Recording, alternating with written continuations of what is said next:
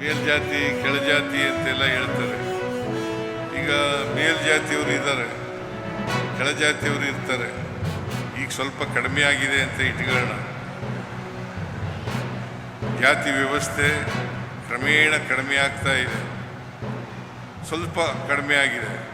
ಆದರೆ ಇನ್ನೂ ಜಾತಿ ವ್ಯವಸ್ಥೆ ಹೋಗಿಲ್ಲ, ಜಾತೀಯತೆ ಹೋಗಿಲ್ಲ.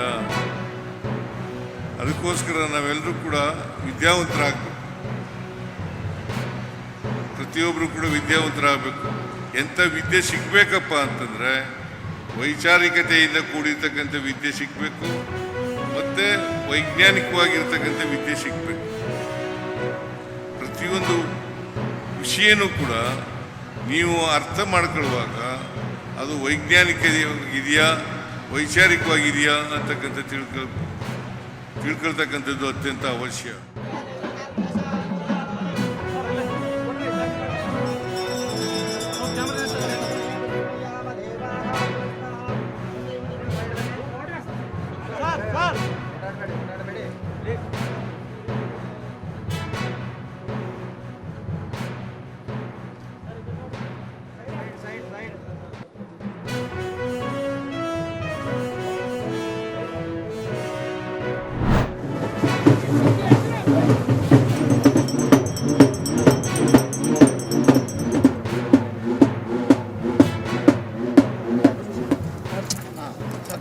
ಸರ್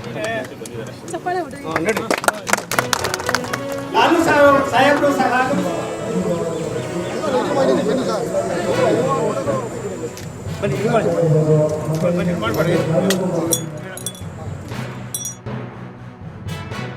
ಕಮಿಟಿಯಲ್ಲಿ ಸ್ಯಾಂಕ್ಷನ್ ಆಗಿದೆ, ಕ್ಯಾಬಿನೆಟ್ಗೆ ಹೋಗ್ತಾ ಇದೆ. ನಾವು ಕೃಷಿ ಸಿಂಚನದಲ್ಲಿ ಸೇರಿಸಿರೋದ್ರಿಂದ ಸಾಕಷ್ಟು ಹಣ ನಾವು ನಿರೀಕ್ಷೆ ಮಾಡಿದಷ್ಟು ಜಾಸ್ತಿ ಬರ್ತದೆ. ಅದು ಮಾಡಿದ್ವಿ. ಎತ್ತಿನೊಳಗೆ 227 247 ಎಕರೆ ಜಾಗ ಏನು ಇದಾಗಿತ್ತು ಅದನ್ನು ಕ್ಲಿಯರ್ ಮಾಡಿದ್ವಿ. ಅದು ನನಗನ್ನಿಸ್ತದೆ ಕ್ಯಾಬಿನೆಟ್ಗೆ ಬಂದ ಮೇಲೆ ಗೊತ್ತಾಗುತ್ತೆ. ಬಟ್ ಒಂದು 5,000 ಕೋಟಿ 5,000 ಕೋಟಿ ಅಂತ ಏನು ಹೇಳ್ತಾಯಿದ್ರು, ಅದಕ್ಕಿಂತ ಜಾಸ್ತಿ ಹಣವನ್ನು ಕೊಡ್ತಕ್ಕಂಥ ಎಲ್ಲ ವ್ಯವಸ್ಥೆಗಳು ಆಗ್ತಾಯಿತ್ತು. 33% ಮಹಿಳಾ ಮೀಸಲಾತಿಗೆ ನನಗನ್ನಿಸ್ತದೆ 16, 17, 18 ವಿಶೇಷ ಅಧಿವೇಶನವನ್ನು ಕರೆದಿದ್ದಾರೆ ರಾಷ್ಟ್ರದ ಪ್ರಧಾನಮಂತ್ರಿಗಳು. ನಾನು ಕೂಡ ನಾಳೆ ಬೆಳಿಗ್ಗೆನೇ ಹೋಗ್ತಾ ಇದ್ದೀನಿ.